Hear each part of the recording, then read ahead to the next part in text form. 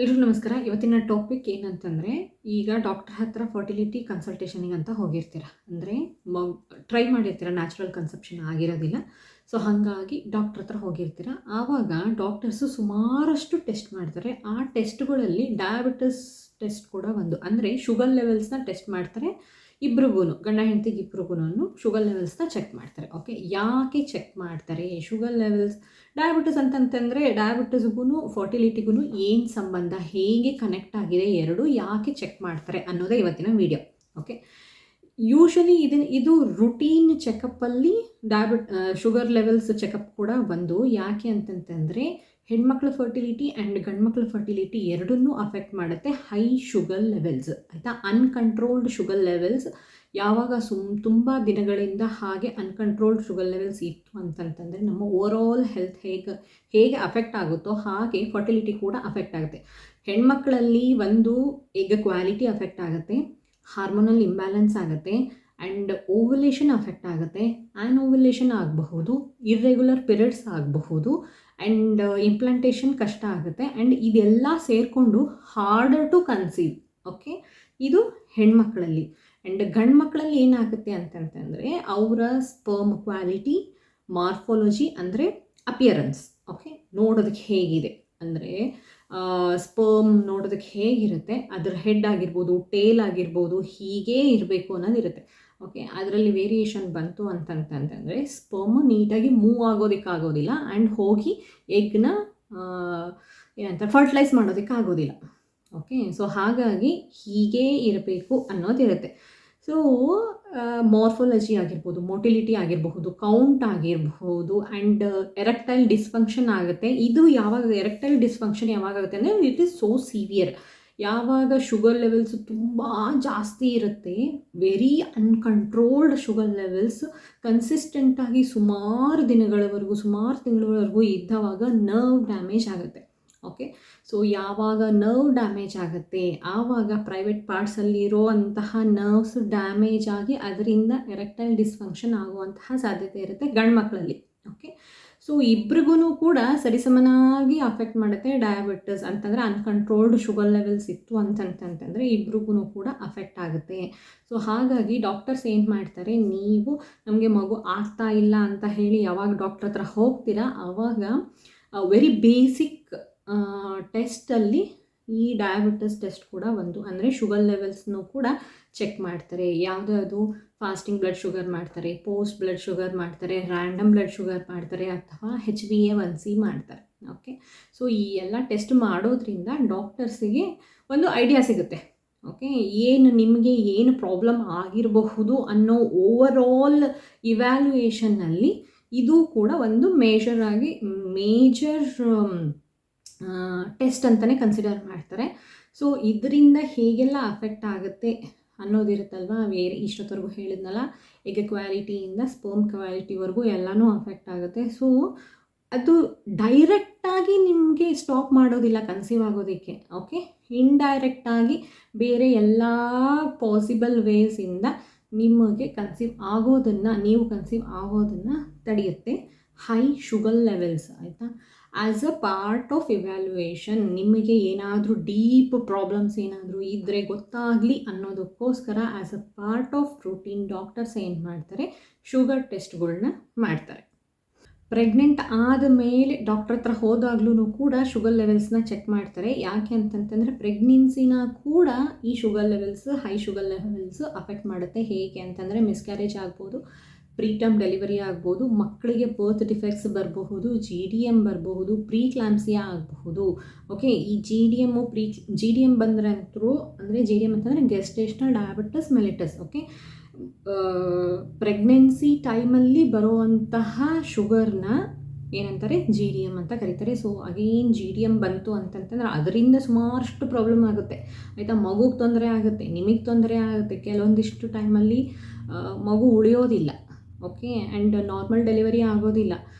GDM ಇತ್ತು ಅಂತಂದರೆ normal delivery ಟ್ರೈನೇ ಮಾಡೋದಿಲ್ಲ ಡಾಕ್ಟರ್ಸ್. ಓಕೆ, ಸೊ ಈ ಥರ ಸುಮಾರಷ್ಟು ಕಾಂಪ್ಲಿಕೇಶನ್ ಆಗುತ್ತೆ. ಮಿಸ್ಕ್ಯಾರೇಜ್ ಆಗ್ಬೋದು, ಬರ್ತ್ ಡಿಫೆಕ್ಟ್ಸ್ ಬರ್ಬೋದು, ಪ್ರೀಟರ್ಮ್ ಡೆಲಿವರಿ ಆಗಬಹುದು, GDM ಬರ್ಬೋದು, ಪ್ರೀಕ್ಲಾಂಪ್ಸಿಯಾ ಆಗಬಹುದು. ಈ GDM ಆ್ಯಂಡ್ ಪ್ರೀಕ್ಲಾಂಪ್ಸಿಯಾ ಟೈಮಲ್ಲೂ ಮಗುಗೆ ತುಂಬ ಲೈಫ್ ಥ್ರೆಟ್ನಿಂಗ್ ಆಯಿತು. ಓಕೆ, ಮಗು ಉಳಿಯಲ್ಲ ಸುಮಾರಷ್ಟು ಟೈಮಲ್ಲಿ.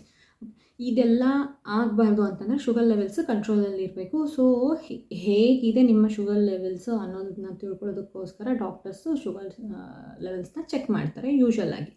ಆ್ಯಂಡ್ ಸಪೋಸ್ ನೀವೇನಾದರೂ IVF ಥರದ ಯಾವುದೇ ಫರ್ಟಿಲಿಟಿ ಟ್ರೀಟ್ಮೆಂಟ್ ಏನಾದರೂ ತೊಗೋತಾ ಇದ್ರಿ ಅಂತಂತಂದರೆ ಅಂಥವ್ರಿಗೋಸ್ಕರ ಹೇಳ್ತಾ ಇರೋದು. ಆ ಥರ ಫರ್ಟಿಲಿಟಿ ಟ್ರೀಟ್ಮೆಂಟ್ ಅಂತಲೇ ಅಲ್ಲ, ನೀವು ನ್ಯಾಚುರಲ್ಲಾಗಿ ಟ್ರೈ ಮಾಡಬೇಕು ಅನ್ನೋದು ಇತ್ತು ಅಂತಂತಂದರೆ ನ್ಯಾಚುರಲಾಗಿ ಟ್ರೈ ಮಾಡ್ತೀನಿ ಅನ್ನೋದಿತ್ತು ಅಂತನೋ, ಅಥವಾ ಈಗ ಫರ್ಟಿಲಿಟಿ ಟ್ರೀಟ್ಮೆಂಟ್ ಸುಮಾರಷ್ಟು ಸೈಕಲ್ಸ್ ತೊಗೊಂಡಿದ್ದಾರೆ, ಓವ್ಯುಲೇಷನ್ ಇಂಡಕ್ಷನ್ ಸುಮಾರಷ್ಟು ಸೈಕಲ್ಸ್ ಆಗಿದೆ, IUI ಸುಮಾರಷ್ಟು ಸೈಕಲ್ಸ್ ಆಗಿದೆ, ಬಿಫೋರ್ ಗೋಯಿಂಗ್ ಫಾರ್ IVF ನಾನು ನ್ಯಾಚುರಲ್ಲಾಗಿ ಟ್ರೈ ಮಾಡಬೇಕು ಅನ್ನುವಂಥವ್ರು, ಅಥವಾ IVFಗೆ ಹೋಗಬೇಕು ಅಂತ ಇನ್ನು ನೆಕ್ಸ್ಟ್ 3 ಮಂತ್ಸ್ ಆದಮೇಲೆ IVFಗೆ ಹೋಗಬೇಕು ಅನ್ನೋ ಅಂಥವ್ರು, ಅಥವಾ ಒಂದು ಸೈಕಲಿಂದ ಇನ್ನೊಂದು ಸೈಕಲ್ ಮಧ್ಯ ಗ್ಯಾಪ್ ತೊಗೊಂಡಿರೋ ಅಂಥವ್ರು, ಅಥವಾ 2 IVF ಸೈಕಲ್ ಫೇಲ್ ಆಗಿದೆ ನೆಕ್ಸ್ಟ್ ವಾಟ್ ಟು ಡು ಅನ್ನೋ ಅಂಥವ್ರು ಯಾರೇ ಆಗಿರಲಿ.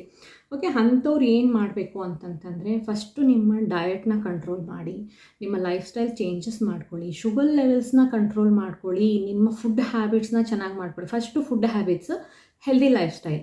Okay, active life style, active ಆಗಿ ಇರಬೇಕು, ಫಿಸಿಕಲ್ ಆ್ಯಕ್ಟಿವಿಟೀಸ್ ಇರಬೇಕು. ಕಂಪ್ಲೀಟ್ ಫುಡ್ ಕಂಟ್ರೋಲ್ ಇತ್ತು ಅಂತಂತಂದರೆ ನಿಮಗೆ ಫಸ್ಟ್ ಅಲ್ಲೇ ಶುಗರ್ ಲೆವೆಲ್ಸ್ ಕಂಟ್ರೋಲ್ ಆಗಿಬಿಡುತ್ತೆ. ಶುಗರ್ ಲೆವೆಲ್ಸ್ ಕಂಟ್ರೋಲ್ ಆಯಿತು ಅಂತಂತಂದರೆ ನಿಮ್ಮ ಓವರಾಲ್ ಹೆಲ್ತ್ ಇಂಪ್ರೂವ್ ಆಗುತ್ತೆ. ಸೊ ಓವರಾಲ್ ಹೆಲ್ತಲ್ಲಿ ಸೆಲ್ ಹೆಲ್ತ್ ಕೂಡ ಮ್ಯಾಟ್ರ್ ಆಗುತ್ತೆ. ಸೊ ಓವರಿನಲ್ಲಿ ಇರೋ ಅಂತಹ ಎಗ್ಸ್ ಕೂಡ ತುಂಬ ಹೆಲ್ದಿ ಆಗುತ್ತೆ ಆ್ಯಂಡ್ ಸ್ಪರ್ಮ್ಸ್ ಕೂಡ ಹೆಲ್ದಿ ಆಗುತ್ತೆ. ಓಕೆ, ಸೊ ಇದರಿಂದ ನಿಮ್ಮ chances of getting pregnant will be increased, ಆಯಿತಾ. ಸೊ ಹಾಗಾಗಿ 3 to 6 ಮಂತ್ಸ್ ಗ್ಯಾಪ್ ತೊಗೊಂಡು ಮಾಡ್ತಾ ಇದ್ದೀರೋ, ನಾನು ಹೇಳಿದ್ದು ಯಾವುದೇ ಇನ್ಸ್ಟೆನ್ಸಲ್ಲಿ ನೀವಿದ್ರೂ ಕೂಡ ನೀವು ಫಸ್ಟ್ ಯಾವಾಗ ಸ್ಟಾರ್ಟ್ ಮಾಡಬೇಕು ಅಂದ್ಕೊತೀರಲ್ಲ ಆವಾಗಿಂದನೇ ನಿಮ್ಮ ಶುಗರ್ ಇಂಟೇಕ್ನ ಕಮ್ಮಿ ಮಾಡಿ, ಕಾರ್ಬ್ಸ್ನ ಕಮ್ಮಿ ಮಾಡಿ, ಹೆಲ್ದಿ ಫುಡ್ ಹ್ಯಾಬಿಟ್ಸ್ನ ಫಾಲೋ ಮಾಡಿ, ಹೊರಗಡೆ ಊಟನ ಮಾಡೋಕ್ಕೆ ಹೋಗಬೇಡಿ, ಹೆಲ್ದಿ ಆಗಿರೋದನ್ನು ತಿನ್ನಿ, ಫಿಸಿಕಲಾಗಿ ಆ್ಯಕ್ಟಿವ್ ಆಗಿರಿ. ಬೇರ್ ಮಿನಿಮಮ್ 30 ಮಿನಿಟ್ಸು ಫಿಸಿಕಲ್ಲಾಗಿ ಆ್ಯಕ್ಟಿವ್ ಆಗಿರೋದು ತುಂಬಾ ಮುಖ್ಯ ಪರ್ ಡೇ. ಓಕೆ, ಇದರಿಂದ ನಿಮ್ಮ ಶುಗರ್ ಲೆವೆಲ್ಸು ಕಮ್ಮಿ ಆಗುತ್ತೆ. ಇನ್ಸುಲಿನ್ ರೆಸಿಸ್ಟೆನ್ಸ್ ಇತ್ತು ಅಂತಂದರೆ ಕಮ್ಮಿ ಆಗುತ್ತೆ. ಓವ್ಯುಲೇಷನ್ ಆಗುತ್ತೆ, ನ್ಯಾಚುರಲ್ ಓವ್ಯುಲೇಷನ್ ಆಗೋದಕ್ಕೆ ಸ್ಟಾರ್ಟ್ ಆಗುತ್ತೆ. ಓಕೆ, ಸುಮಾರಷ್ಟು ಜನಕ್ಕೆ ಇನ್ಸುಲಿನ್ ರೆಸಿಸ್ಟಿವಿಟಿ ಇತ್ತು ಅಂತಂತಂದರೆ ಅಂಥವ್ರಿಗೆ PCOS ಇದ್ದಂಥವ್ರಿಗೆ ಇನ್ಸುಲಿನ್ ರೆಸಿಸ್ಟಿವಿಟಿ ಇರುತ್ತೆ. ಇನ್ಸುಲಿನ್ ರೆಸಿಸ್ಟಿವಿಟಿ ಇದ್ದವ್ರಿಗೆ PCOS ಇರುತ್ತೆ. ಮೋಸ್ಟ್ ಆಫ್ ದಿ ಪೀಪಲ್ ಅಂಥವ್ರಿಗೆಲ್ಲ ಓವ್ಯುಲೇಷನ್ ರಿಲೇಟೆಡೇ ಪ್ರಾಬ್ಲಮ್. ಸೊ ನೀವು ಯಾವಾಗ ಶುಗರ್ ಲೆವೆಲ್ಸ್ನ ಕಮ್ಮಿ ಮಾಡ್ಕೊತೀರಾ ಆವಾಗ ನ್ಯಾಚುರಲ್ ಆಗಿ ನಿಮ್ಮ ಇನ್ಸುಲಿನ್ ರೆಸಿಸ್ಟೆನ್ಸ್ ಕೂಡ ಕಮ್ಮಿ ಆಗುತ್ತೆ. ಸೊ ಎಲ್ಲ ನಾರ್ಮಲ್ ಆಗ್ತಾ ಬರುತ್ತೆ. ಓವ್ಯುಲೇಷನ್ ಕೂಡ ನಾರ್ಮಲ್ ಆಗಿ ಆಗೋದಕ್ಕೆ ಸ್ಟಾರ್ಟ್ ಆಗುತ್ತೆ. ಓಕೆ, ಸೊ ಯಾವಾಗ ಇದಾಗುತ್ತೆ ನ್ಯಾಚುರಲ್ ಆಗಿ ನೀವು ಕನ್ಸೀವ್ ಆಗುವಂತಹ ಸಾಧ್ಯತೆ ಇರುತ್ತೆ. ಆ್ಯಂಡ್ ಅಗೇನ್ ಇದು 1 ದಿವಸ ಮಾಡಿದೆ 2 ದಿವಸ ಮಾಡಿದೆ ಅನ್ನೋದಲ್ಲ.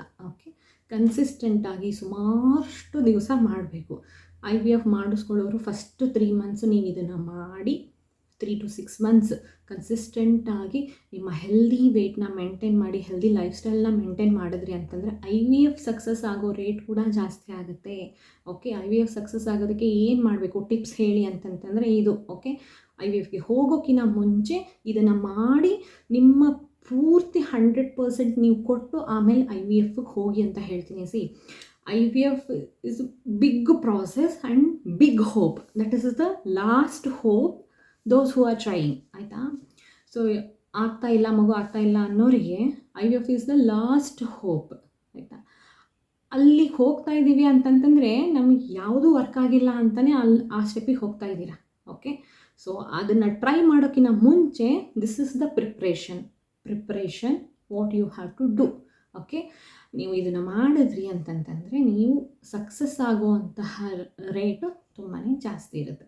ಓಕೆ, ಸೊ ಯಾಕೆ ಶುಗರ್ ಲೆವೆಲ್ಸ್ನ ಚೆಕ್ ಮಾಡ್ತಾರೆ ಇನ್ಫರ್ಟಿಲಿಟಿ ಎವ್ಯಾಲ್ಯೂಯೇಷನಲ್ಲಿ ಅಂತಂತಂದರೆ ಏನು ಹಿಡನ್ ಪ್ರಾಬ್ಲಮ್ಸ್ ಏನಾದರೂ ಇತ್ತು ಅಂತಂದರೆ ಗೊತ್ತಾಗಲಿ ಅನ್ನೋದಕ್ಕೆ, ಎವ್ಯಾಲ್ಯೂಯೇಟ್ ಮಾಡೋದಕ್ಕೆ, ಯಾವ ಲೆವೆಲಲ್ಲಿ ಇದ್ದೀರಾ, ನಿಮ್ಮ ಓವರ್ ಆಲ್ ಹೆಲ್ತ್ ಹೇಗಿದೆ, ನಿಮ್ಮ ಓವ್ಯುಲೇಷನ್ ರಿಲೇಟೆಡ್ ಏನಾದರೂ ಪ್ರಾಬ್ಲಮ್ ಇದೆನಾ, ಹಸ್ಬೆಂಡ್ ಕಡೆ ಅವರ ಓವರ್ ಆಲ್ ಹೆಲ್ತ್ ಹೇಗಿದೆ, ಇದನ್ನೆಲ್ಲನೂ ಎವ್ಯಾಲ್ಯೂಯೇಟ್ ಮಾಡ್ತಾರೆ. ಮಾಡಿದ ಆದಮೇಲೆ ಅವರಿಗೆ ಒಂದು ಐಡಿಯಾ ಸಿಗುತ್ತೆ what we can do, we should do ಅನ್ನೋದು. ಓಕೆ, ಅದಕ್ಕೋಸ್ಕರನೇ ಶುಗರ್ ಲೆವೆಲ್ಸ್ನ ಚೆಕ್ ಮಾಡ್ತಾರೆ ಡಾಕ್ಟರ್ಸು. ನೀವು ಯಾವಾಗ ಹೋಗ್ತೀರಾ ಡಾಕ್ಟರ್ ಹತ್ರ ಆವಾಗ. ಓಕೆ. ಇದ್ರ ಬಗ್ಗೆ ಮತ್ತೇನಾದರೂ ಡೌಟ್ ಇತ್ತು ಅಂತಂತಂದರೆ ಕಮೆಂಟ್ ಬಾಕ್ಸಲ್ಲಿ ತಿಳಿಸಿ, ಖಂಡಿತವಾಗ್ಲೂ ನೋಡ್ಕೊಂಡು ಟ್ರೈ ಮಾಡ್ತೀನಿ. ಆ್ಯಂಡ್ ಈ ವಿಡಿಯೋ ನಿಮಗೆ ಇನ್ಫಾರ್ಮೇಟಿವ್ ಅಂತ ಅನ್ನಿಸ್ತಂದ್ರೆ ಲೈಕ್ ಮಾಡಿ, ಕಮೆಂಟ್ ಮಾಡಿ ಆ್ಯಂಡ್ ಶೇರ್ ಮಾಡಿ ಆ್ಯಂಡ್ ನನ್ನ ಚಾನಲ್ನ ಸಬ್ಸ್ಕ್ರೈಬ್ ಕೂಡ ಮಾಡಿ. ಧನ್ಯವಾದ.